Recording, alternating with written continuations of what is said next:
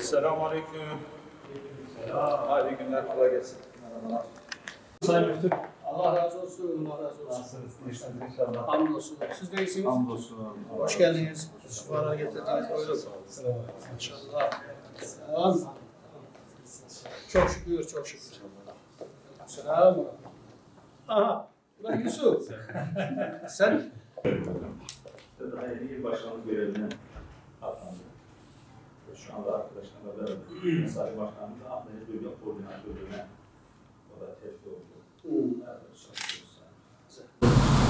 Konferanslar, ilçelerde, büyük ilçelerde işte Ceyhan'da, Kozan'da, ondan sonra işte camilerin görevleri haftası, ondan sonra onun dışında da şu anda işte cezaevlerinde, denetimli serbestliklerde, hastanelerde, okullarda, sevgi evlerinde, huzur evlerinde, her birisinde senenin 365 gün programlarımız var. Biz yani şu anda ben Diyanet, o eski Diyanet deyince camiler, kurslar akla gelir. Evet. Şimdi öyle değil, o bitti o iş. Bizim camiler, kurslarımız neredeyse bizim en son şeyimiz. Şu anda biz 7-8 bakanlığa hizmet veriyoruz. Bizim işte gençlik sporla efendim şeyimiz var, protokollerimiz var. Bütün KYK'larda görevlilerimiz var. Efendim aile, Sosyal Aile Bakanlığı'yla işte sevgi evlerinde, huzur evlerinde, ondan sonra yerlerinde bizim görevlilerimiz var.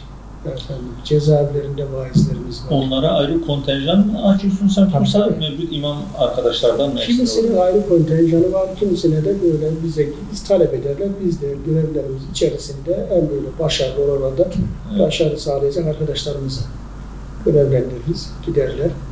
Efendim, Milli Eğitim'de şu anda 6-7 ayrı bakanlıkta şu anda bizim görevlerimiz var. Hamdolsun.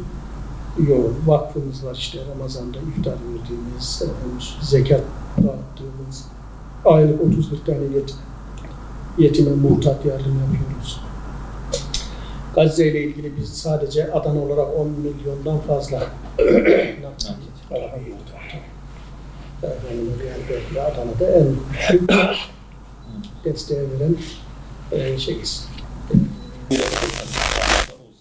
Caminin içinde zor. Çünkü oyun şeyler, caminin içinde cemaatin üstü üzeri oyun malzemeleri koyuyoruz. Sıralar koyacağız daha çocuklar için mini. Efendim çocukların kullanacağı lavabo bile daha mini klozet. Efendim mini böyle lavabo abdestini rahat alabileceği. Böyle dizayn edilmesi lazım. Tabii.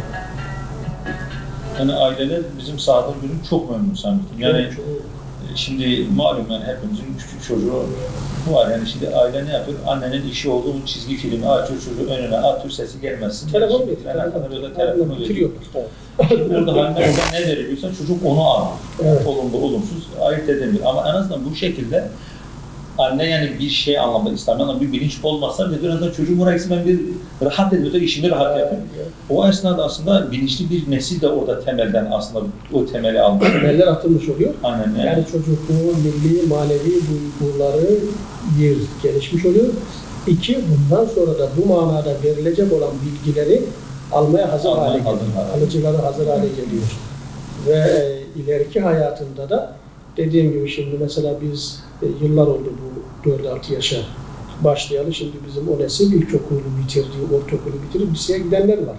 Ve gerçekten hala benim kendi çocuklarım bile aynı bu şekilde okul öncesi 4-6 yaşlara, şimdi ne de ikisi üniversiteyi bitirdi. Hala şimdi işte Kerem Kıvanç'a gidiyor. Yani çocuklardaki iyi ve güzel yaptığı zaman o hoşumuza böyle bizi ferahlatan şeyler hep o yıllara ait. Hayırlı hizmetler inşallah. Cenab-ı Allah hayırlı.